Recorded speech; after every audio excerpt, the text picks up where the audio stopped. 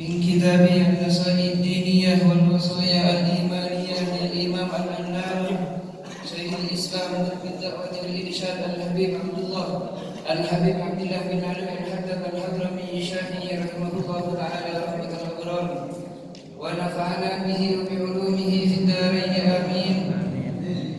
Ila angkon kemarin pembelajaran kita yang terakhir yaitu membahas tentang tauhid, mengisahkan kepada Allah Subhanahu wa taala.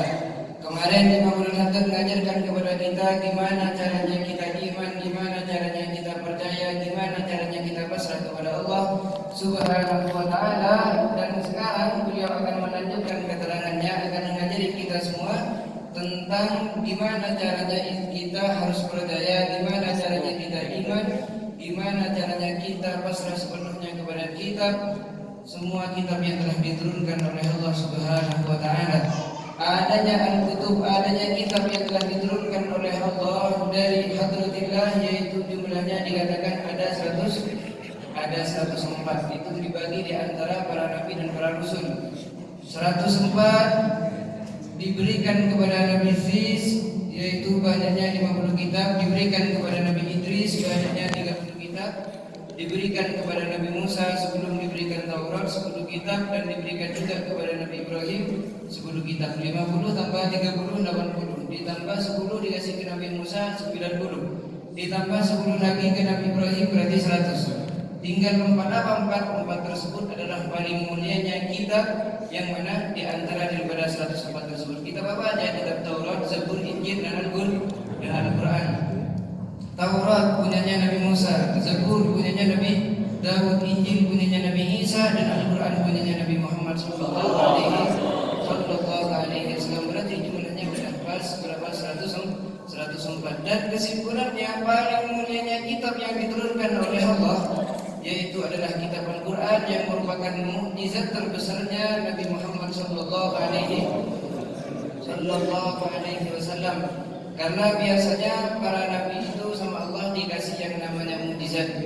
Ada yang dibakar tidak terbakar, seperti Nabi Ibrahim dan lain-lainnya. Ada juga salah satu mukjizatnya para nabi yaitu bisa menaklukkan yang namanya hewan-hewan buas dan lain-lainnya. Nabi Muhammad sangat banyak juga memiliki dan diberikan oleh Allah yang namanya mukjizat, dan paling besarnya mukjizatnya Nabi Muhammad yaitu adalah Al-Quran.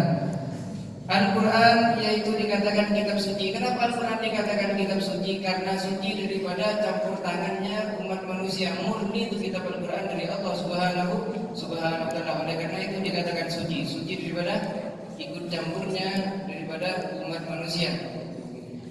Adanya Al-Quran yaitu adalah dari Allah, yakinan yaitu adalah betul-betul memang dari Allah Subhanahu wa taala. Kenapa kok betul-betul dari Allah? Karena Allah taala berkata dan menentang orang yang tidak iman akan turunnya Al-Quran, akan kebenarannya Al-Quran, yang mana Al-Quran tersebut diberikan oleh Allah dan diturunkan oleh Allah. Orang kafir di zaman Nabi Muhammad tidak percaya kalau Al-Quran tersebut adalah dari Allah Subhanahu wa taala. Kemudian Allah taala menentang mereka semua yang tidak percaya adanya Al-Quran tersebut, diawali oleh Allah, qul la in jitama'atil insu wal jinnu ala ayyatu bimithli hadzal Qur'an la yatuna bimithlihi. Katanya Allah, katakanlah wahai Muhammad, seandainya itu mereka semua berkumpul, dan semua daripada adanya makhluk, lebih khususnya jin dan manusia itu semuanya berkumpul, untuk apa tujuannya? Untuk membuat persis dengan Al-Quran, maka mereka semua la yatuna bimithlihi, tidak akan bisa membuat dan berkata sama dengan perkataan yang ditulis dalam Al-Quran. Katanya Allah Subhanahu wa taala, enggak ada yang mampu. Enggak ada yang mampu memberikan persis seperti itu, meskipun manusia dan jin. Sama persis dengan Al-Quran 30 juz. Oleh karena itu, setelah Allah taala mengetahui bahwasanya tantangan 30 juz terlalu banyak, dikurangin sama Allah, dijadikan 10 juz atau dijadikan 10 surat. Kalau nggak bisa membuat menjadikan sama persis dengan Al-Quran banyaknya 30 juz, buatlah seberapa? 10 surat aja, katanya Allah Subhanahu wa taala. Fa'tu bi'ashri suwarin mithli. Maka buatlah 10 surat yang mana surat tersebut persis dengan adanya surat-surat yang ada di dalam Al-Quran, katanya Allah Subhanahu wa taala. Terakhir, tantangan Allah yang terakhir yaitu Allah taala menantang mereka semua untuk membuat berapa? Satu surat, ya. Al-Quran penuh nggak mampu, dikurangin 10 surat nggak mampu juga, ditambah atau dikurangin tantangan Allah jadi satu surat, nggak ada yang mampu. Berapa tahun Allah Taala yang mengatakan seperti itu, sampai zaman sekarang nggak ada yang mampu untuk mengalahkan tantangan Allah, dan nggak ada yang mampu untuk mengalahkan yang namanya Al-Quran. Allah Taala mengatakan, wa in kuntum fi raibin, apabila kalian dalam keadaan ragu, in kuntum fi raibin mimma nazzalna ala abdina, tentang apa-apa yang kami telah turunkan kepada hamba-Ku yaitu dalam Muhammad yang surat Al-Quran, fa'tu bi suratin min mithlihi, maka buatlah satu surat, katanya Allah, yang sama dengan adanya surat yang berada di dalam Al-Quran, katanya Allah Subhanahu wa taala. Tapi masih ada, meskipun satu surat tidak ada yang mampu untuk mengalahkan dan untuk menerima tantangan Allah Subhanahu wa taala. Pertanyaannya, dari Allah Taala mengatakan dari zaman Nabi Muhammad SAW lebih daripada 1400 tahun. Allah Taala yang menantang, yang mengatakan perkataan tersebut yang diturunkan itu kepada Nabi Muhammad lebih dari 1400 tahun, tapi tidak ada yang mampu untuk mengalahkannya. Pertanyaannya, apakah tidak ada orang yang mencobanya untuk menjawab tantangan tersebut? Jawabannya yaitu sangat banyak orang yang mencoba untuk mengalahkannya, tapi tidak ada yang mampu. Salah satunya siapa? Salah satunya yaitu ada di zaman Nabi Muhammad, namanya Musailamah al-Kadzdzab. Namanya Musailamah al-Kadzdzab ini dia membuat surat untuk mengalahkan yang namanya Al-Quran. Dia ngaku nabi, namanya Alhamdulillah wa ma kanat nubuwwatul muktasabah walau raqa fil ba'ala aqbah. Katanya Jawharatul Tauhid, adanya kenabian itu nggak bisa dibuat-buat, katanya, meskipun udah sangat rajin dalam ibadahnya. Kalau bukan nabi, nggak ditakdirkan jadi nabi, jangan ngaku nabi, katanya Jawharatul Tauhid. Karena adanya an-nubuwah dan ar-risalah dijadikan nabi dan dijadikan utusan, yaitu adalah murni pemberian daripada Allah Subhanahu wa taala. Jawabannya yaitu salah satu orang yang mau menjawab tantangan Allah, yaitu adalah Musailamah al-Kadzdzab. Musailamah al-Kadzdzab ini ada di zaman Nabi Muhammad yang ngaku nabi. Sampai ngaku nabinya dia ngaku bahwasannya malaikat Jibril juga turun kepadanya membawa yang namanya surat demi surat daripada Al-Quran juga. Dia mengatakan, sebagaimana adanya Jibril turun kepada Muhammad, tadi malam juga turun kepada saya yang namanya Jibril, katanya Musailamah. Punya gelar Musailamah, gelarnya sangat hebatnya. Dia punya julukan yang ngasih gelar adalah Nabi Muhammad SAW. Apa gelarnya? Gelarnya tinggi dibanding yang namanya insinyur dan lainnya. Apa? Al-Kadzdzab, sang pendusta. Musailamah al-Kadzdzab. Mana surat yang dibuat oleh adanya Musailamah al-Kadzdzab? Dia mengatakan, al-fil wa mal-fil wa ma adraka mal-fil, lahu khurtumun tawil wa lahu dhanabun kabir. Itu adalah Al-Quran dan surat yang dibuat oleh yang namanya Musailamah al-Kadzdzab, sang pendusta. Apa artinya al-fil? Gajah. Wa mal-fil, apa itu gajah? Wa ma adraka mal-fil, tahukah engkau apa itu gajah? Lahu khurtumun tawil, adanya gajah yaitu memiliki yang namanya belalai yang sangat besar, wa lahu dhanabun tawil, dan dia memiliki yang namanya ekor yang sangat panjang. Itu katanya Musailamah al-Kadzdzab.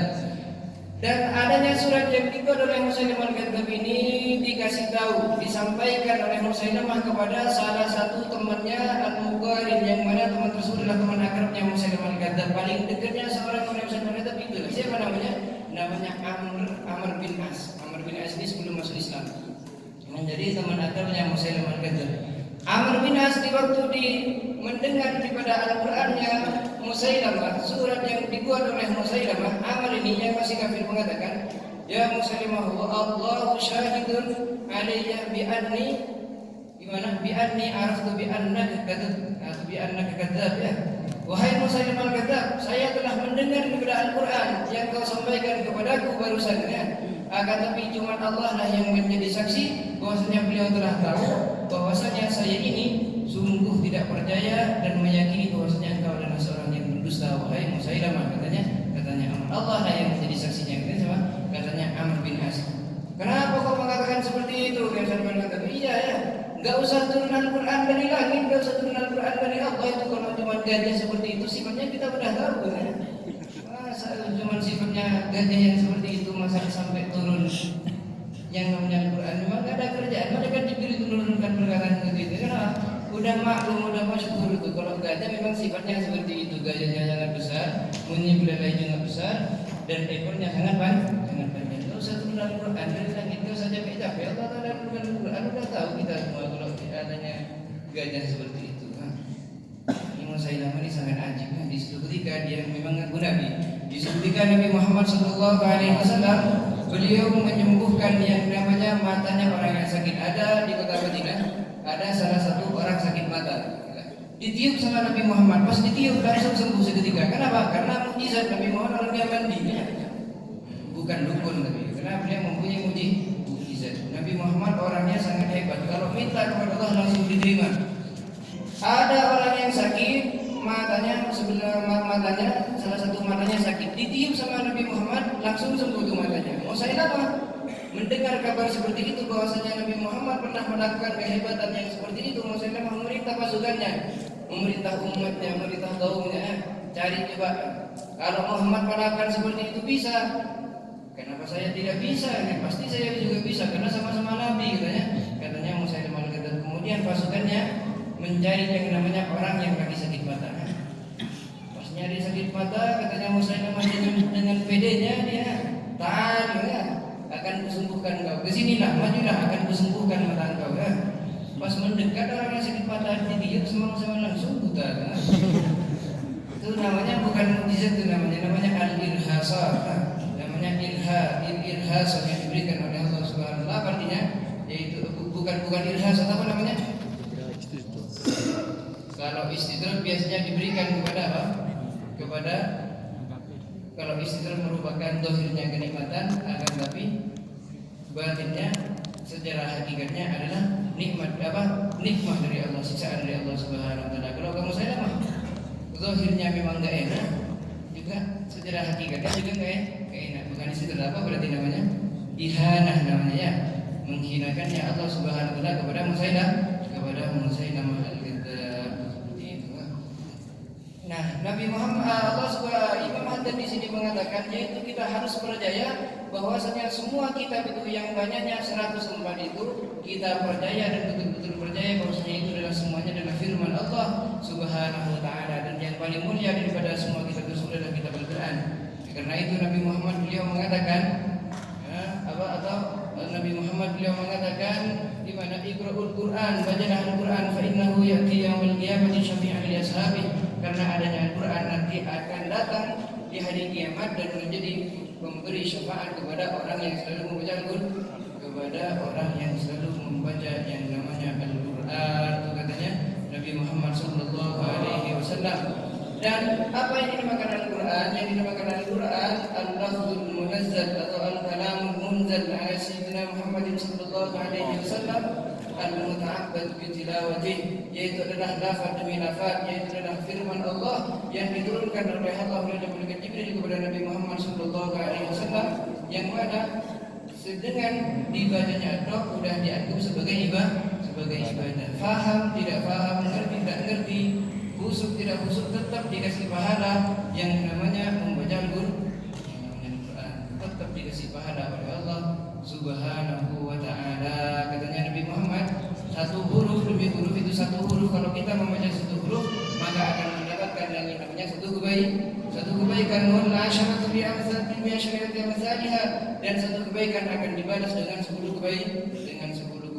Wala aqulu alif lam mim harfun, saya tidak mengatakan bahwasanya alif lam mim itu ditulis sebagai satu huruf, walakin alifun harfun wa lamun harfun wa mimun harfun, akan tapi alif lam mim satu persatunya itu dinamakan satu huruf. Berarti alif lam mim ada 3 huruf. Ada 3 huruf katanya Nabi Muhammad sallallahu alaihi wasallam. Mungkin ini yang bisa saya sampaikan, kurang lebihnya